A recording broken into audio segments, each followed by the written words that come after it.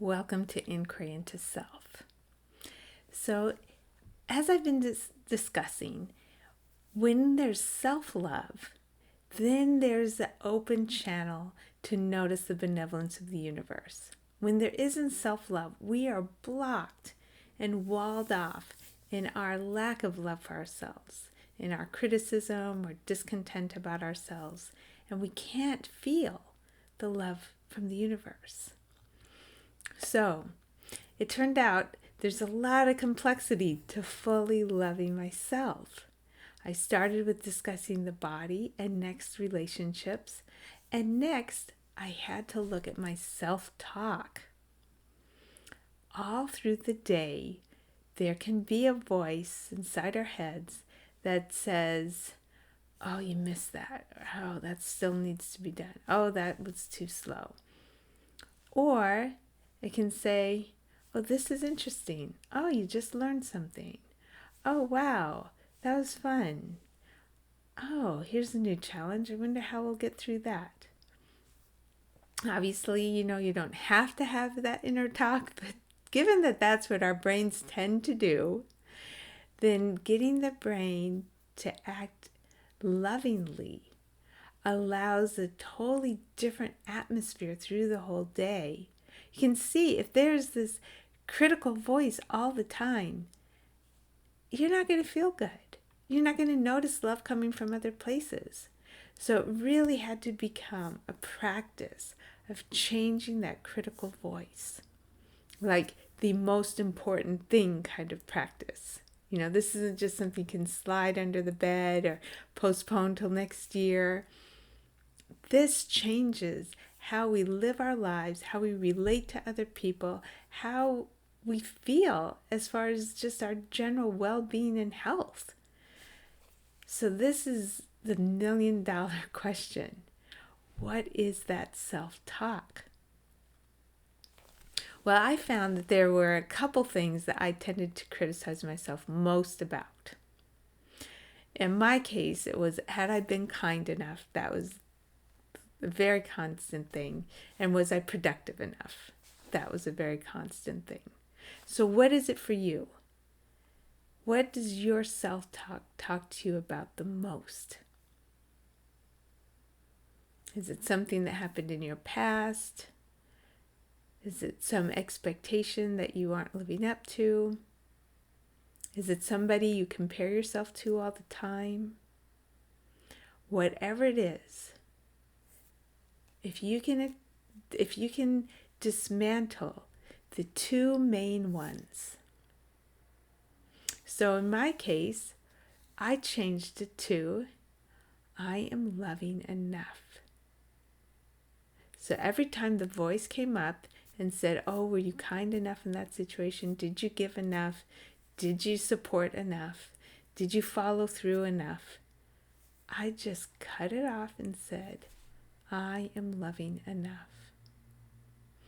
Now, how in the world could I even believe that?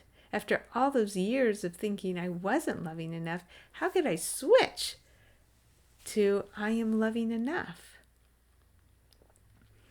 In my case, it was a simple humbling.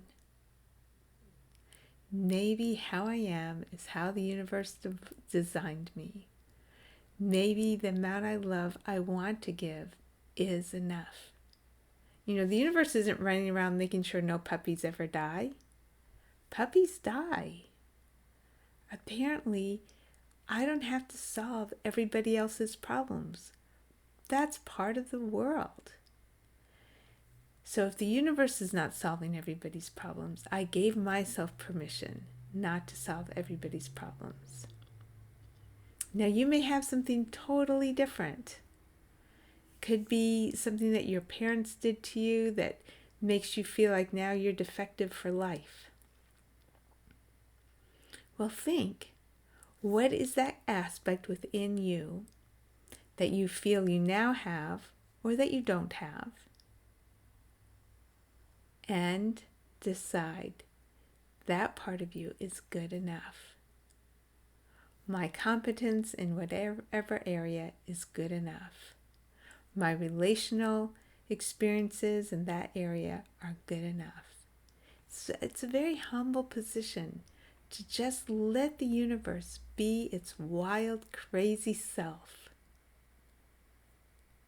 endorsing that some trees are crooked, some people are more blank. We actually endorse the variety of the universe when we say to ourselves, I am blank enough, I am smart enough, I am accomplished enough, whatever it is. And then I had the productivity one. So I had to say, I am productive enough. It doesn't all have to happen in the first 3 days. So just really look and see. This is a profound spiritual practice because it opens another level of acceptance, another level of surrender to what is, another level of checking to see that life's myriad diversity might be more accurate than our mental fiction about how things should be. It's really getting to the crux of turning from our mind-based ideas to life's flow. In that moment, we truly move into authentic living being, the vibrant what is, when we accept, I am whatever enough. I am smart enough, I am competent enough, I am relational enough, I am loving enough, I am interesting enough, I am strong enough, whatever that is. When we come into that acceptance, we switch from siding with our ideals in our head to siding with life. And then the inner critic starts to wear down. This is not instantaneous. It's a repeat over and over. Up comes the ideas that have been our habit for our whole life, and up comes the I am blank enough and the surrender into life. Over and over and over I did this until the inner critic just barely has a whisper anymore. There's instead this curiosity to what is going to be here. How is this going to be enough? And there's the wonder and the surprise that over and over it's good. The wonder and surprise that over and over it's good. Otherwise there was blinders because I was too busy evaluating and comparing and criticizing. So look into your life.